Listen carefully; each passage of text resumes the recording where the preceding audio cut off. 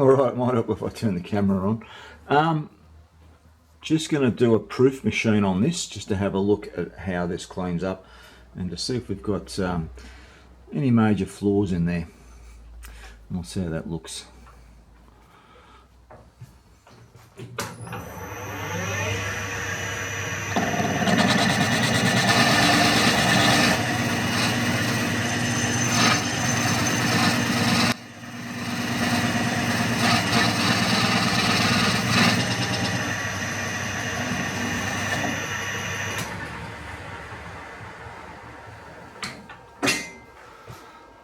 Right, let's have a look. Not quite cleaning up just yet. A little bit of suck in there from the flashing. Take a little bit more off.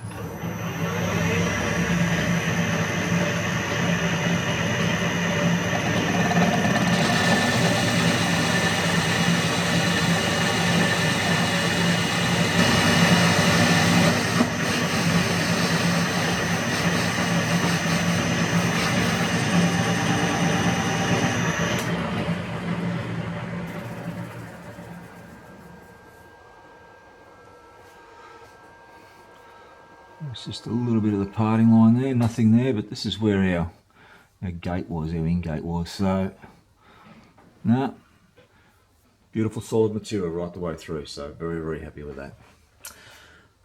Alright, I'm going to face this off. I'm going to drill up the guts of it there, and we'll start setting this up for machining.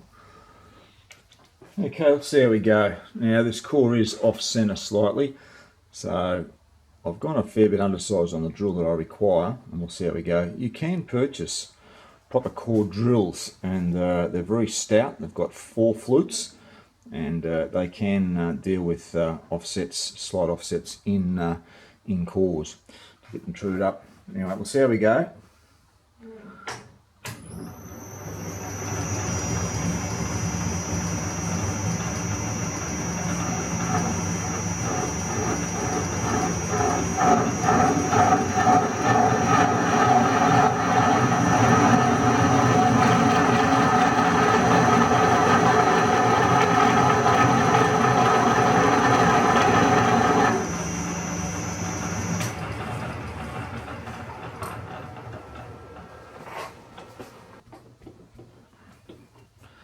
We'll see if the drill's going to draw as well.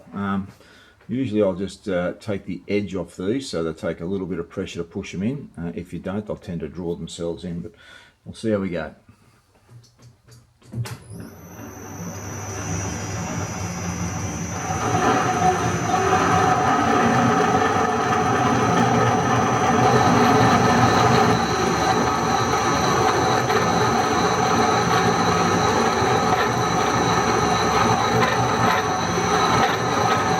Alright, these are the sizes that I've measured up on the bore casting.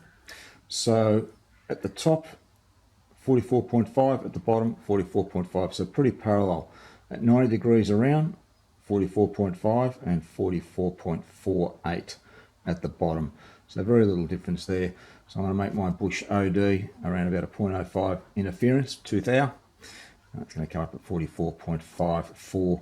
Now the shaft measures up at 31.73, so we're going to go for about 31.8. We will get some crush when we do put this in, so if we get, I don't know, 0.03 crush, that's going to allow us around about a 2 to 3 thou clearance on the shaft coming through, which I'm happy with. The old bush measured up at 44.45, so that's around about 0.12 mil smaller than what the bore is, and the ID of the shaft at 31.83, so it's about 0.1 of a mil larger than the shaft. So that's the size that we're going for. I've already started roughing this out, so we'll just continue on with that. And well, we'll just get this roughed out. I'm going to leave this roughly 1/2 mil up on the diameter, and then we'll work on the bore, get that bored out, leave that roughly 1/2 mil up on the diameter, let the whole thing cool down. We'll come back and do our finished cuts.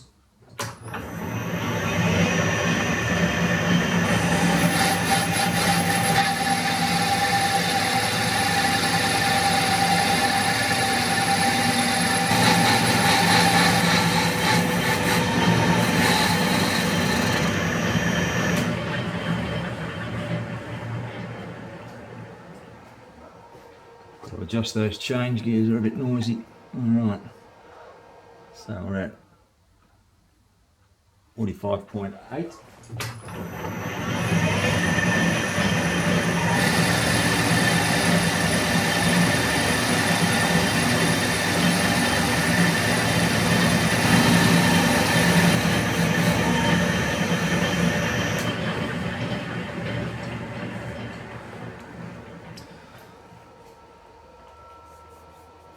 Right, we'll set up and get that bore closer to size. Alright, just doing the final roughing cut on the bore. I'll get that sorted out and start moving on to finishing cuts.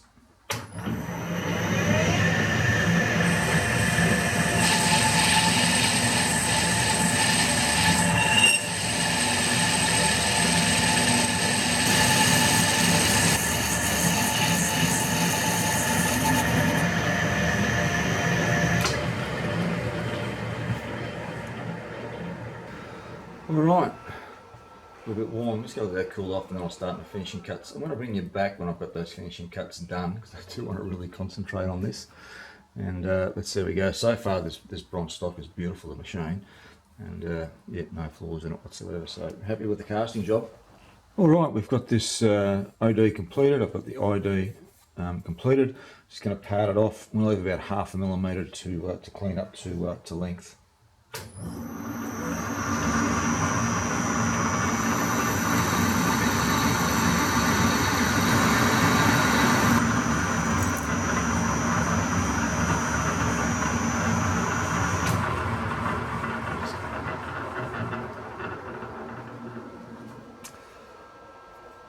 Alright, that's it parted off.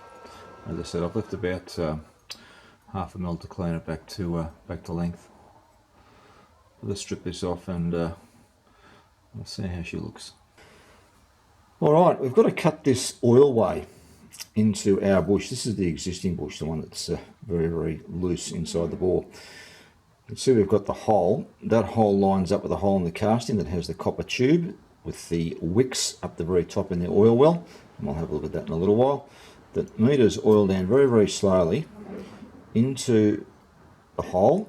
And if you have a look, it's got a groove cut from the bottom of the hole that runs probably about 3/4 of the length of the bush itself.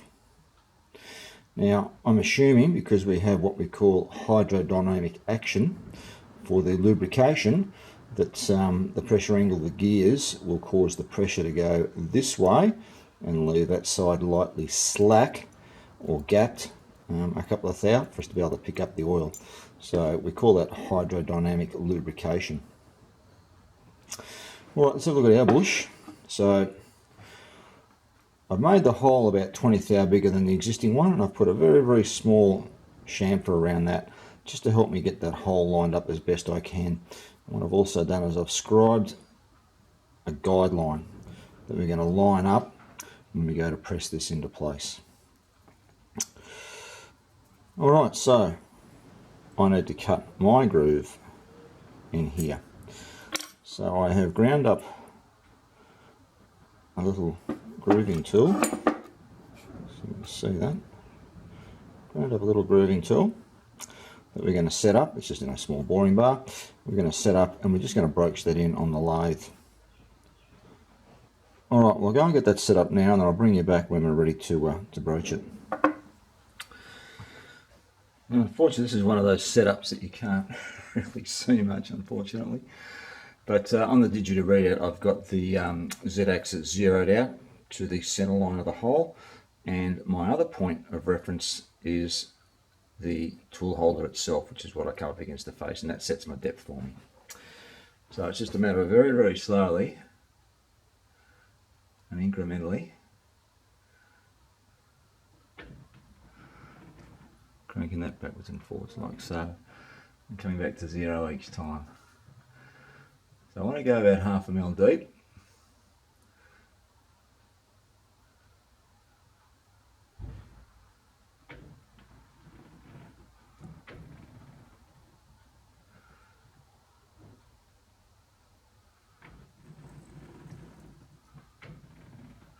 And that seems to be cutting quite well. don't want to overdo it and come back and scratch the other side.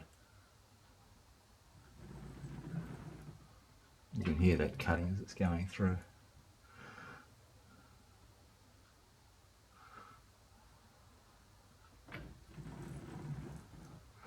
Alright, well I'm going to continue on with this because it is rather boring to look at, and I'll bring you back with this finished result and we'll see how this all looks. Okay, I hope you can see that. That's our little groove cut in there. I was just giving that a light emery. It's yeah, 0.7 mil thick and a little bit deep, and a little bit deeper than the 0.5 mil, and it starts right on the bottom of that hole. So we should get some good lubrication out of that.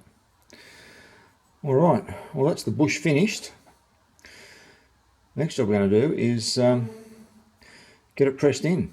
I've just got to make up a dummy shaft with a scribe line down it that I can transfer from the middle of the hole in the casting.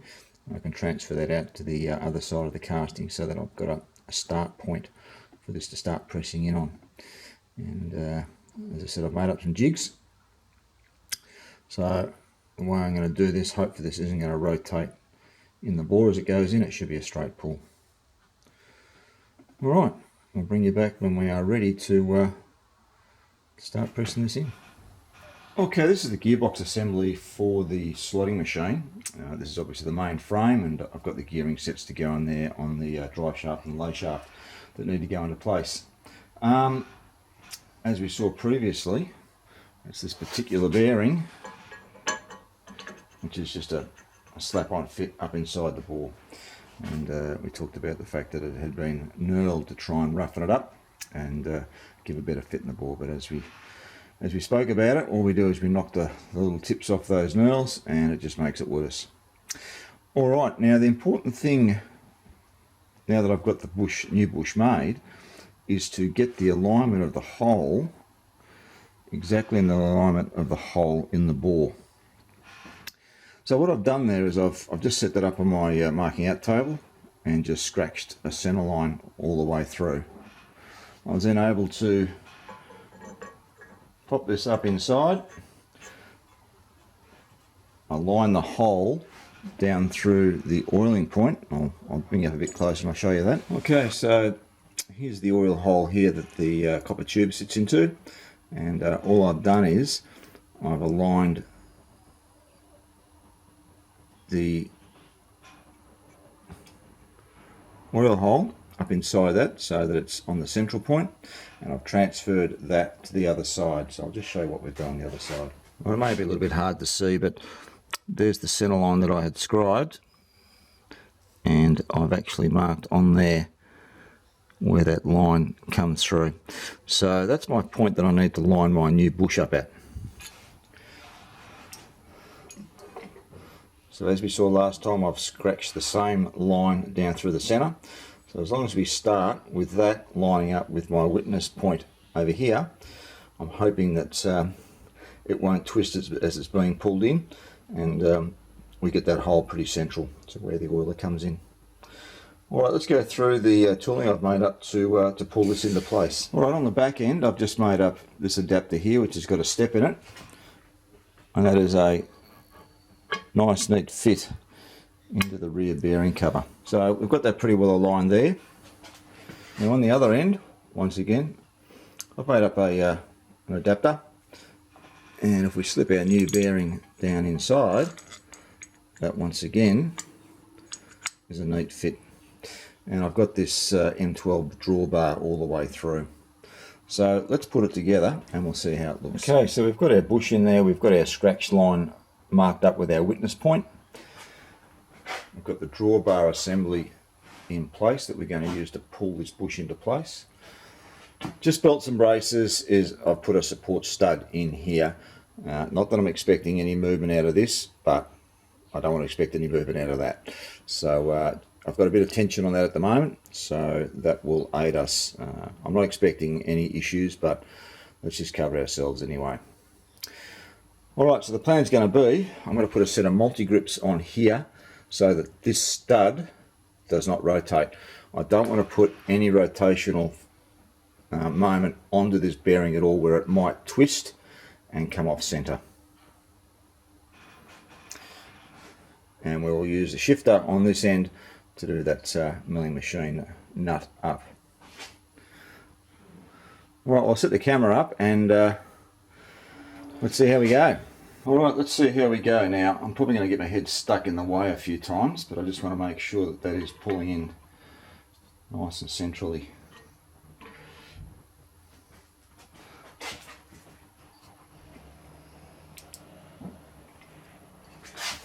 Alright, started off alright.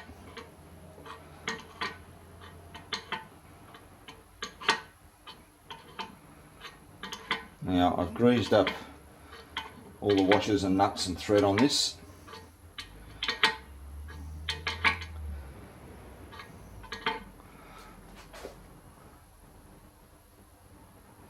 So it hasn't rotated anywhere yet, it's still pulling in nice and true. And there is a bit of force on that, so I am happy about that. And the end point is when that adapter fits up against that face.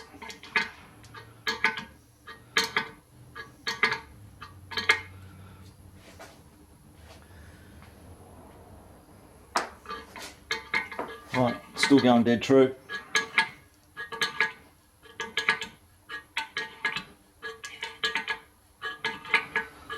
Probably about halfway now.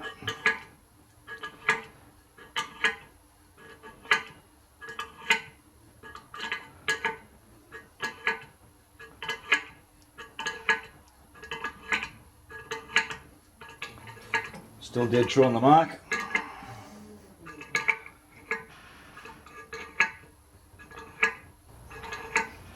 I'm only using a 6-inch shifter for this.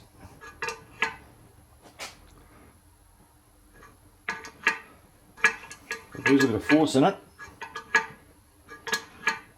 It is constant though, which is good.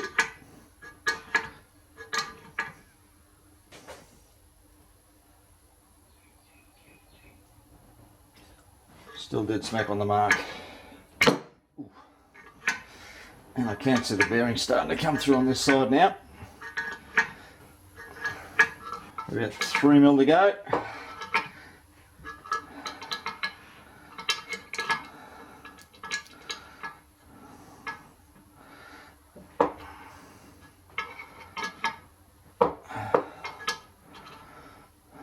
See how that hole's lining up. Oh yeah.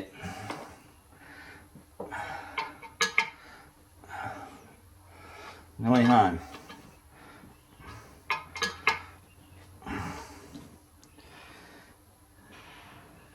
Oh, that hole is absolutely perfect.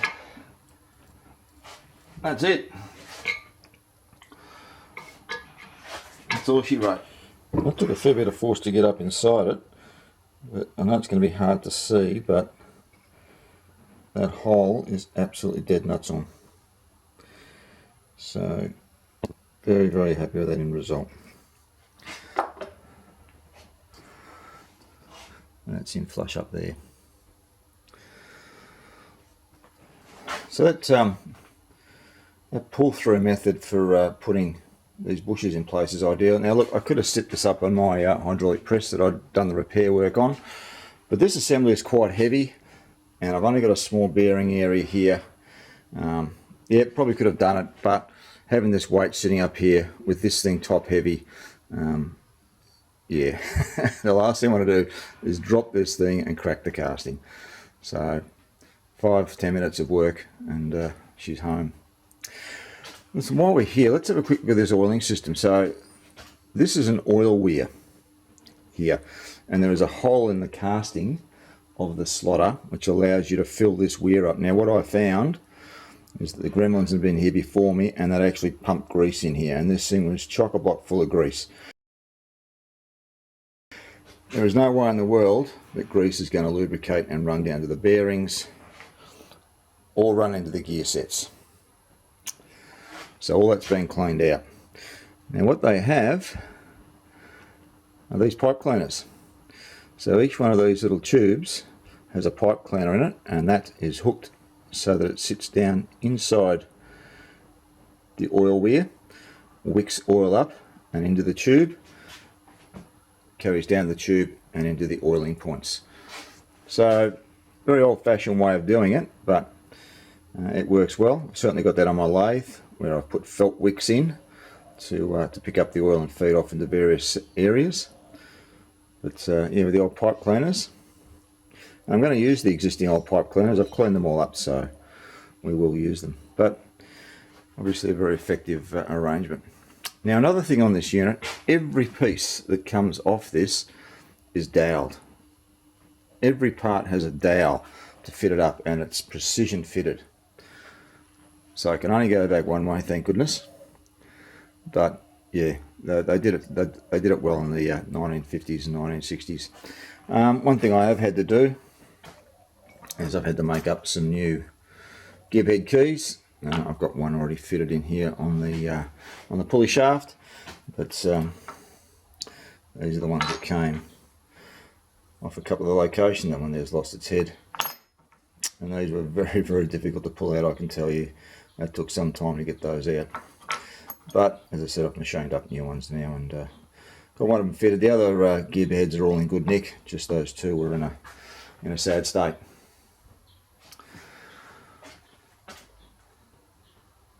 All right, that's the job done. So I'm very happy. So I can rebuild this this gearbox arrangement now. I can get this arm assembly back onto the slotting machine with all the bevel gear sets and the spur gear sets, pulleys, and also the flywheel. So once I've done that, I'm going to start stripping the actual slotter head down, and we'll have a look at what we're going to do there. But for now, I'm very happy. I can start getting this. One thing I'll quickly show you is the shaft. So really, really happy with that fit up. That just spins very, very easily by hand. So I have put oil down the tube, and it is running into the bearing very nicely. So this is the lower selector shaft. So this is where the gears do move backwards and forwards off the selector finger to change the speed. So it's a 3-speed. And we've got 40, 90 and 60 strokes per minute. But yep, that is really free, so very, very happy with the end result. Alright, it is the next day. I thought I'd come back very quickly and just have a look and see how effective this wicking system and oil wear system is. And I must admit, I'm fairly impressed. So I've hooked everything back up again, and you can see in the bottom there is a very nice little pool of oil which has come down through our hole, and it actually has run across our slot. So very nice. A little bit hard to see there, but there is a nice little pool of oil in that bearing as well. This one certainly has. It's run down, and same as that one there. And all the tubes that feed the gear sets have all got drops of oil which have come out of them. So yeah, it's a pretty effective way of lubrication. Just meters it out very, very slowly into where it's needed. Now while we're here, we'll have a quick look at, see how we go lining up that witness. But you can see the line that I've scratched here, which indicates the alignment of the hole on the casting, and you can see, just carrying on from that, the alignment scratch that I put on the surface table, and absolutely spot on. So that's why that hole did line up spot on as I pulled it through that oil feed hole. So I thought I'd just come back and show you how effective that little wicking system was.